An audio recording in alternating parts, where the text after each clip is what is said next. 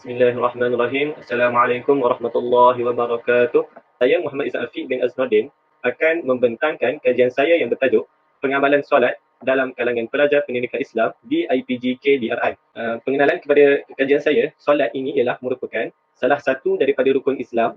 Solat juga merupakan ibadah kepada Allah Subhanahu Wa Taala berbentuk ucapan, perbuatan yang khusus dimulakan dengan takbir dan diakhiri dengan salam menurut kajian Fahro dan Muhammad Suhadi. Solat juga dikatakan solat yang dilakukan dengan sempurna mampu menghalang seseorang dari melakukan perbuatan-perbuatan keji. Ini merupakan kata-kata daripada AMKA pada tahun 1987. Pernyataan masalah bagi kajian saya ini, yang pertama, pelajar tidak menitik beratkan amalan solat dalam kehidupan. Hal ini terjadi adalah kerana pengaruh rakan sebaya yang kurang mementingkan agama menyebabkan pelajar mudah terpengaruh. Ini menurut Syuki et al. Pada tahun 2014. Yang kedua, 17 hingga 20% sahaja rakyat Malaysia yang menunaikan solat fardu 5 waktu. Pelajar sekolah menengah dan rendah hanya 15% sahaja mengakui bersembahyang 5 kali sehari. Ini menurut kajian daripada Abdul Ghani pada tahun 2004. Pernyataan masalah yang ketiga, ibu bapa yang tidak memainkan peranan telah memberikan kesan yang negatif terhadap pengamalan solat anak-anak sehingga pengabaian solat fardu menjadi semakin ketara. Ini menurut kajian Muhammad Sohardi pada tahun 2016. Dan yang terakhir, daripada kajian Nur Dalilah dan Raihanah pada tahun 2016 juga, hanya 17% murid di sekolah menengah yang melaksanakan solat, manakala sebanyak 46% menunjukkan tahap pelaksanaan solat yang sangat lemah. Okay, baik. Objektif dan soalan kajian saya ini, objektif pertama, mengenal pasti tahap pengetahuan mengenai rukun solat dalam kalangan pelajar Muslim Option Pendidikan Islam semester 8 di IPG KDRI. Soalannya berbunyi, apakah tahap pengetahuan mengenai rukun solat dalam kalangan pelajar Muslim Option Pendidikan Islam semester 8 di IPG KDRI? Objektif yang kedua, iaitu mengetahui faktor-faktor yang dapat meningkatkan pengetahuan mengenai rukun solat dalam kalangan pelajar Muslim Option Pendidikan Islam semester 8 di IPG KDRI. Manakala soalannya berbunyi, apakah faktor-faktor yang dapat meningkatkan pengetahuan mengenai rukun solat dalam kalangan pelajar Muslim Option Pendidikan Islam semester 8 di IPG KDRI? Manakala objektif ketiga ialah menganalisis pencapaian penghayatan rukun solat dalam kalangan pelajar Muslim Option Pendidikan Islam semester 8 di IPG KDRI. Selari dengan soalannya, bagaimanakah pencapaian penghayatan rukun solat dalam kalangan pelajar Muslim Option Pendidikan Islam semester 8 di IPG KDRI? Seterusnya, kerangka konseptual kajian yang telah saya rangkakan menggunakan teori functionalism. Teori ini ialah teori yang menyatakan bahawa persekitaran sekeliling amat memainkan peranan dalam memberikan kesan kepada individu sama ada baik ataupun buruk berdasarkan kepada persekitaran tersebut. Menurut teori ini juga, penglibatan persekitaran itu akan menyebabkan seseorang itu menjadi lebih baik ataupun sebaliknya, dan kita sebagai satu komuniti saling bergantung antara satu sama lain. Jadi dalam kajian ini saya menggunakan teori ini, teori functionalism yang melihat kepada faktor-faktornya, iaitu penglibatan ibu bapa, penglibatan guru, pengaruh rakan, persekitaran, praktikal dan pembelajaran. Ini maknanya faktor-faktor persekitaran itu dalam teori ini akan mendorong kepada pengamalan solat yang akan memberikan kesan, iaitu solat yang berkualiti, meningkatkan penghayatan dan mendapati syarak. Kepentingan kajian ini jalankan, yang pertama, mengetahui faktor yang dapat meningkatkan kualiti solat. Yang kedua, membuka mata pihak Kementerian Pendidikan Malaysia dan pihak yang berkaitan. Yang ketiga, memberi peluang kepada guru untuk menambah baik proses PDPC. Dan yang keempat ialah meningkatkan mutu penghayatan rukun solat.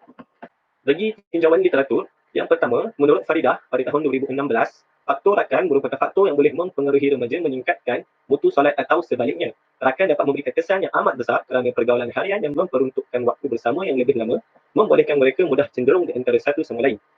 Tinjauan literatur yang kedua, iaitu menurut Sukri et al. Tahun 2014, tahap pengimarahan masjid masih rendah, terutama kehadiran pelajar untuk solat berjemaah 5 waktu. Hasil kajian juga mendapati para pelajar tidak menitik beratkan amalan solat dalam kehidupan mereka. Manakala menurut kajian Abdul Ghani, 17 hingga 20% sahaja rakyat Malaysia yang menunaikan solat fardu 5 waktu. Pelajar sekolah menengah dan rendah hanya 15% sahaja mengakui bersembahyang 5 kali sehari. Metodologi kajian yang saya gunakan, reka bentuk saya menggunakan kajian kualitatif, iaitu kajian kes. Instrumen kajian pula saya menggunakan dua instrumen, iaitu kemubuhan dan pemerhatian. Manakala persampulan pula ialah persampulan bertujuan. Bagi prosedur kajian, yang pertama, menetapkan masalah kajian. Yang kedua, menentukan objektif dan soalan kajian. Yang ketiga, pemilihan peserta kajian. Yang keempat, pembinaan instrumen. Yang kelima, semakan dan pengesahan pakar. Yang keenam, pengumpulan data. Yang ketujuh, penganalisisan data. Dan yang ke-8, penulisan laporan. Manakala untuk kesahan dan kebolehpercayaan, transkrip temubual yang saya rangkakan, saya telah memberikan kepada pakar seramai 4 orang bagi meningkatkan kesahihan dan kebolehpercayaan instrumen saya tersebut. Bagi pengumpulan data pula, saya membuat pemerhatian terhadap solat yang dilaksanakan oleh responden, temubual kepada responden dan juga senarai semak setiap rukun solat yang telah ditetapkan. Manakala penganalisisan data, saya menganalisis secara bertema. Okay, dapatan kajian, bagi soalan yang pertama iaitu pendedahan awal, sejak bilakah responden itu tahu berkenaan rukun solat? Adakah bermula sejak sekolah rendah atau sekolah menengah? Jadi dapatannya, melalui jawapan yang telah dianalisis, semua responden telah mendapat pendedahan awal bermula sekolah rendah, malah lebih awal melalui pendidikan tidak formal iaitu daripada ibu bapa. Bagi pembahagian rukun solat pula, tahap pengetahuan responden berkaitan dengan pembahagian rukun solat berada pada tahap yang baik kerana dapat menjawab dengan tepat. Responden juga dapat memperincikan setiap aspek yang terdapat dalam setiap pembahagian dengan baik. Dapatan kajian bagi soalan yang kedua iaitu mengetahui dan mengingat. Jadi soalannya ialah apakah faktor yang dapat membantu responden mengetahui dan mengingat rukun solat sehingga kini? Melalui analisis yang dilaksanakan, pengkaji dapat menyimpulkan bahawa faktor persekitaran amat memainkan peranan dalam mengetahui dan mengingat rukun solat kerana dapat memberikan kesan yang baik terhadap individu. Manakala bagi peranan guru, pengkaji telah bertanya tentang kaedah atau cara yang digunakan oleh guru bagi menerangkan mengenai rukun solat. Jadi, menerusi dapatan kajian, lazimnya guru akan mengajar pelaksanaan solat menerusi teori dan juga praktikal. Hal ini adalah kerana pelaksanaan solat melibatkan kepada pergerakan yang banyak sekaligus memerlukan guru untuk menunjukkannya dengan menggunakan kaedah demonstrasi supaya lebih jelas. Dapatan kajian yang ketiga bagi soalan yang kedua iaitu peranan ibu bapa. Pengkaji telah bertanya tentang penglibatan ibu bapa dalam meningkatkan pengetahuan responden mengenai rukun solat. Melalui jawapan responden, pengkaji menyimpulkan bahawa penglibatan ibu bapa sangat memberikan kesan kerana hubungan yang lebih rapat membolehkan responden memperoleh pendidikan awal tentang solat dengan kesan serta lebih yakin mendirikan solat. Manakala bagi peranan rakan, pengkaji mendapati bahawa persekitaran yang baik akan memudahkan seseorang untuk mengikut setiap tingkah laku yang positif seperti perkongsian ilmu dan sebagainya. Bagi soalan yang ketiga, bagi rukun bacaan Al-Fatihah iaitu rukun kauli, terdapat seorang responden iaitu responden keempat, huruf ghain tidak dilafazkan dengan betul. Hal ini disebabkan oleh faktor dialek negeri. Jadi seorang responden tidak dapat membaca surah Al-Fatihah dengan tepat. Hal ini dapat dikenal pasti apabila pengkaji yang sering mendengar bacaan beliau di dalam kelas mendapati perkara yang sama berlaku semasa temubual ini dijalankan. Bagi rukun tahiyat akhir, responden yang sama juga terdapat satu huruf mim yang diulang dalam satu perkataan. Terdapat kesalahan tambahan huruf mim dalam bacaan responden pada kalimah kama barakta ala. Walaupun terdapat kesalahan bacaan, namun bacaan tahiyat akhir yang diwajib dibaca adalah betul dan tepat. Hal ini adalah kerana kalimah kama barakta termasuk dalam salawat Ibrahimiyah yang hanya sunat dibaca dalam tahiyat akhir.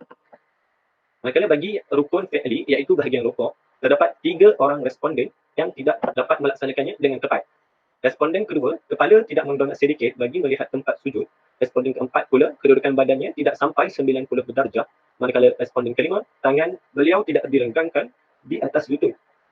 Jadi menurut Ahmad Faisal 2015, rukuk perlu mempunyai 4 aspek iaitu badan 90 darjah, mata menghala ke tempat sujud, jari tangan direnggangkan di lutut dan kaki diluruskan. Oleh itu, berdasarkan kepada pemerhatian, responden 2, 4 dan 5 tidak mencukupi salah satu daripada aspek yang dinyatakan menjadikan rukuk mereka tidak begitu tepat. Bagi rukun kauli dan fi'li yang tidak dinyatakan, hal ini kerana kesemua responden dapat melaksanakan dan mengamalkannya dengan tepat mengikut syarak dan juga sebagaimana yang dianjurkan oleh mazhab Syafi'i. Justru, pengkaji hanya menyatakan rukun-rukun yang tidak dilaksanakan dengan tepat supaya dapat melihat dengan lebih jelas tahap penghayatan atau pengamalan mereka dalam rukun tersebut. Kesimpulan daripada senarai semak yang telah dilaksanakan iaitu pada rukun kauli, responden keempat, bacaan Al-Fatihah dan juga bacaan tahiyat akhir sebagaimana yang telah dijelaskan, iaitu berada pada tahap memuaskan. Manakala item rukun kauli yang lain, kesemua responden berada pada tahap yang sangat memuaskan kerana dapat melaksanakannya dengan tepat. Bagi pencapaian tidak mendapat skala 5, data yang telah dibulatkan, pengkaji telah menganalisis dan membentangkan dapatan kajian tersebut oleh disebabkan beberapa aspek tertentu yang sudah dinyatakan sebentar tadi. Bagi item rukun fi'li, bagi item rukuk, 3 responden tidak dapat melaksanakannya dengan tepat sebagaimana yang telah dilaksanakan sebentar tadi. Manakala bagi aspek-aspek yang lain, di dalam rukun fi'li, kesemua responden dapat mengamalkannya dengan tepat dan sangat memuaskan. Bagi pencapaian yang telah mendapat skala 5, pengkaji tidak menyatakannya di dalam pembentangan tetapi telah pun menterjemahkan analisis tersebut di dalam penulisan kerana kebanyakan rukun dapat diamalkan dengan tepat. Okey, seterusnya kita pergi ke perbincangan soalan yang pertama mengenai tahap pengetahuan sedia ada. Okey, tahap pengetahuan responden mengenai rukun solat adalah berada dalam keadaan yang amat baik. Semua responden berjaya menjawab pembahagian rukun solat dengan betul dan tepat berdasarkan pengetahuan sedia ada mereka. Kajian Isyah Nadia Idris pula mendapati pendidikan solat yang diterapkan sejak kecil menjadikan anak mampu istiqamah menunaikan solat setelah mencapai umur dewasa. Bagi perbincangan soalan yang kedua, iaitu mengenai faktor guru, ibu bapa dan rakan sebaya amat penting dalam meningkatkan penghayatan rukun solat. Persekitaran yang baik pula akan mendorong kepada perkara kebaikan. Kebanyakan responden mendapat pengetahuan secara langsung bersama guru dan secara tidak langsung bersama ibu bapa serta rakan. Menurut kajian Muhammad Idris Ajmain dan Mazliana, mendapati penglibatan ibu bapa dalam pendidikan anak-anak dapat menjadikan mereka lebih yakin dalam melaksanakan sesuatu perkara, termasuklah mendirikan solat. Manakala perbincangan soalan yang ketiga pula, pencapaian penghayatan rukun solat dalam kalangan responden berada pada tahap yang sangat baik kerana hampir kesemua rukun dapat dilaksanakan dengan tepat. Rukun yang dilaksanakan pula bersandarkan kepada hadis Rasulullah SAW dan mengikut mazhab Syafi'i.